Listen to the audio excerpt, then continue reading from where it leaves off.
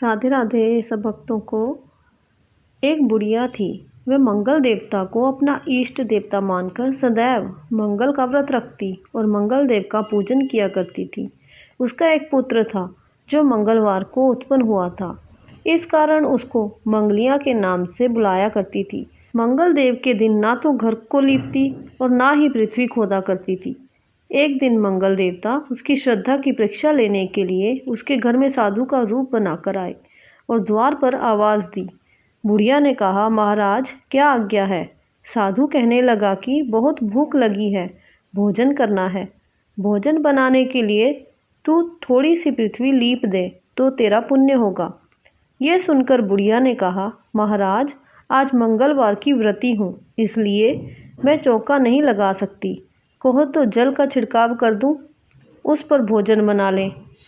साधु कहने लगा कि मैं गोबर से ही लिपे चौके पर खाना बनाता हूँ।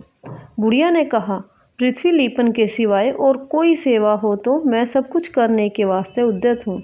तब साधु ने कहा कि सोच समझकर उत्तर दो, जो कुछ भी मैं कहूँ सब तुमको करना होगा।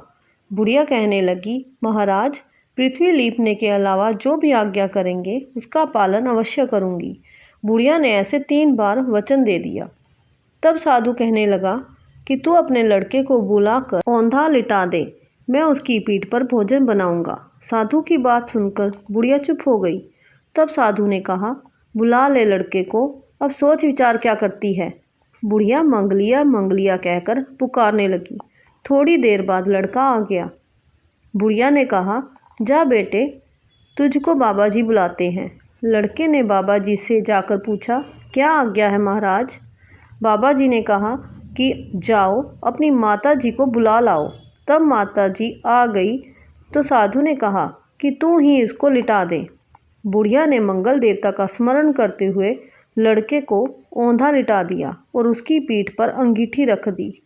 कहने लगी कि महाराज अब जो कुछ आपको करना है कीजिए, मैं जाकर अपना काम करती हूँ। साधु ने लड़के की पीठ पर रखी हुई अंगीठी में आग जलाई और उस पर भोजन बनाया। जब भोजन बन चुका तो साधु ने बुढ़िया से कहा कि अब अपने लड़के को बुलाओ, वह भी आकर भोग ले जाए।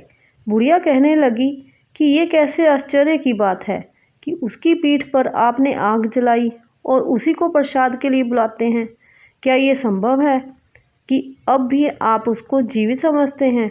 आप कृपया करके उसका स्मरण भी मुझको ना कराइए और भोग लगाकर जहाँ जाना हो जाइए। साधु के अत्यंत आग्रह पर बुढ़िया ने ज्यों ही मंगलिया कहकर आवाज़ लगाई, त्यों ही एक ओर से दौड़ता हुआ वह आ गया।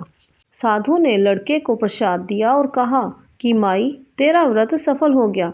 तेरे हृदय में दया है और अपने इष्ट देव में अटल श्रद्धा है, इसके कारण तुमको कभी कोई कष्ट नहीं पहुँचेगा। श्रद्धा भाव से व्रत रखने और मंगल देवता की पूजा करने से बुढ़िया के सब कष्ट दूर हुए। बोलो मंगल देवता की जय।